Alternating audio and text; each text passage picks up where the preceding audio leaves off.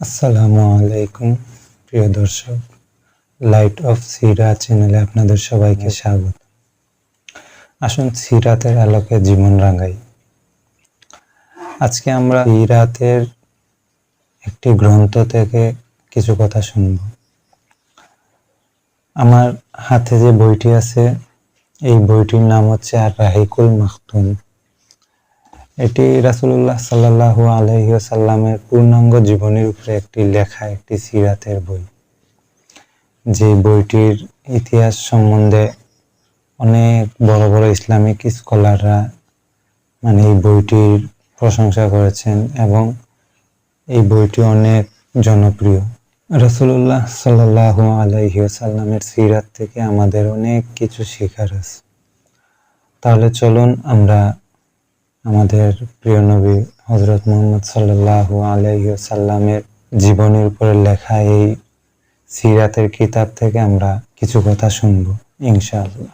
শুরুতেই নবী করিম সাল্লাল্লাহু আলাইহি ওয়াসাল্লামের জন্মের অনেক আগের কিছু কথা তুলে ধরা হয়েছে।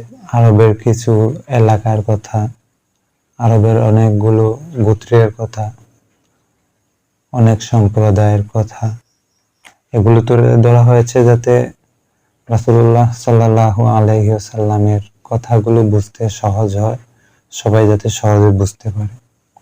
সেজন্য আমরাও প্রথমে সেই কথাগুলোই আগে শুনে নিই। প্রাক ইসলামিক যুগের আরবের অবস্থা ও ভৌগোলিক পরিচয় এবং বিভিন্ন গোত্রের অবস্থান। রাসূলুল্লাহ সাল্লাল্লাহু আলাইহি ওয়াসাল্লামের প্রকৃতি ও চরিত্র তথা সিরাতে নববীর আখেরি নবী মুহাম্মদ সাল্লাল্লাহু আলাইহি ওয়াসাল্লামের বাস্তব প্রতিচ্ছবি। মানে হচ্ছে নবী করিম সাল্লাল্লাহু আলাইহি ওয়াসাল্লামের যে সিরাত, রাসূলুল্লাহ সাল্লাল্লাহু আলাইহি ওয়াসাল্লামের যে চরিত্র, এগুলি বাস্তব জীবনে বাস্তবতার প্রতিচ্ছবি, যা তিনি সমগ্র বিশ্বের মানব জাতির সামনে তুলে ধরেছিলেন। এরই মাধ্যমে আল্লাহ তাআলা মানব জাতিকে পাপের অন্ধকার থেকে বের করে পুণ্যের আলোকে এবং বান্দার তথা সৃষ্টির বন্দেগী থেকে বের করে আল্লাহর বন্দেগীর মধ্যে প্রবেশ করিয়েছিলেন। তখন মানুষ শিরকে লিপ্ত ছিল, নানান শিরকে লিপ্ত ছিল। রাসূলুল্লাহ সাল্লাল্লাহু আলাইহি ওয়াসাল্লামের সিরাতের মাধ্যমে মহান আল্লাহ ওই মানুষগুলাকে সেসব সৃষ্টির ইবাদত থেকে বিরত করে মহান আল্লাহর একত্ববাদের ইবাদতে লিপ্ত করেছিলেন। আল্লাহর দ্বীনের দাওয়াত নাজিল হওয়ার পূর্ব এবং পরবর্তী সময়ের অবস্থান তুলনামূলক আলোচনা করা ব্যতীত নবী চরিত্রের পূর্ণাঙ্গ চিত্র তুলে ধরা অসম্ভব। এখানে যে কথাগুলো বলা হয়েছে শুরুতে, সেগুলো যদি আমরা না পড়ি বা বোঝার চেষ্টা না করি, তাহলে এই বইয়ের পরের অংশে যে কথাগুলো তুলে ধরা হয়েছে সেগুলো আমরা সহজভাবে একটু বুঝতে কষ্ট হবে, সহজভাবে বোঝা সম্ভব না। সেজন্য এই আলোচনাগুলো এখানে তুলে ধরা হয়েছে। অতএব মূল বিষয়ের বর্ণনা শুরু করার আগে ইসলাম পূর্ব যুগে আরবের বিভিন্ন জাতি ও তাদের জীবনযাত্রার অবস্থা বর্ণনা করা অপরিহার্য।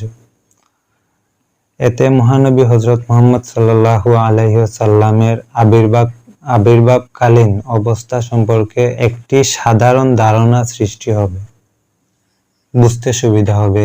আরবের শাব্দিক অর্থ সাহারা, রুক্ষ ও শুষ্ক প্রান্তর বা অনুর্বর ভূমি।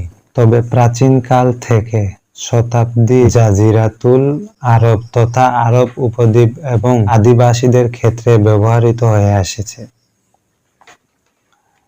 আরব ভূখণ্ডের পশ্চিমে লোহিত সাগর ও সায়না উপদ্বীপ, একটি উপদ্বীপ আছে যে উপদ্বীপটির নাম সায়না, এবং আরব মহাসাগরটি। পূর্বে আরব উপসাগর, দক্ষিণে ইরাকের বিস্তীর্ণ এলাকা এবং আরো দক্ষিণে আরব সাগর, এটা মূলত ভারত মহাসাগরের একটি অংশ। উত্তরে সিরিয়া এবং উত্তর ইরাকের অংশবিশেষ। এর মধ্যে বিতর্কিত কিছু সীমানাও আছে। বর্তমান আরবের আয়তন মোট 10 থেকে 13 লক্ষ বর্গমাইল।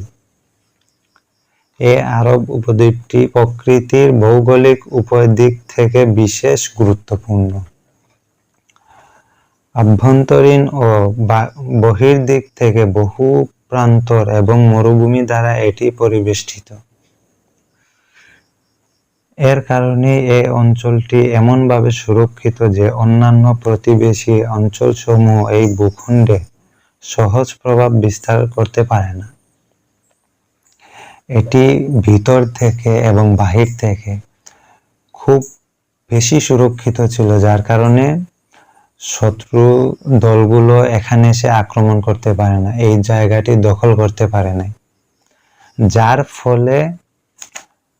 যার ফলে লক্ষ্য করা গিয়েছে যে আরব উপদ্বীপের মূল ভূখণ্ডের বাসিন্দারা প্রাচীনকাল থেকেই নিজেদের কাজে সম্পূর্ণ স্বাধীন ও স্বাবলম্বী ছিলেন।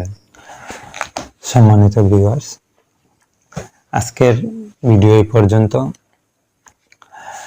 আমরা আমাদের এই লাইট অফ সিরাত চ্যানেলের মাধ্যমে রাসূলুল্লাহ সাল্লাল্লাহু আলাইহি ওয়াসাল্লামের সিরাত নিয়ে পর্বে পর্বে আলোচনা করব। আমরা এটি সিরিজ হিসাবে আলোচনা করব। আপনারা প্রত্যেক দিন একটি একটি করে পর্ব পাবেন এবং আমরা কথাগুলো শুনবো, কথাগুলো আমলে নেওয়ার চেষ্টা করব। রাসূলুল্লাহ সাল্লাল্লাহু আলাইহি ওয়াসাল্লামের সিরাতে আমাদের জীবন সাজানোর চেষ্টা করব। আর যদি ভিডিওটি ভালো লাগে বেশি বেশি করে লাইক, কমেন্ট এবং শেয়ার করে দিবেন।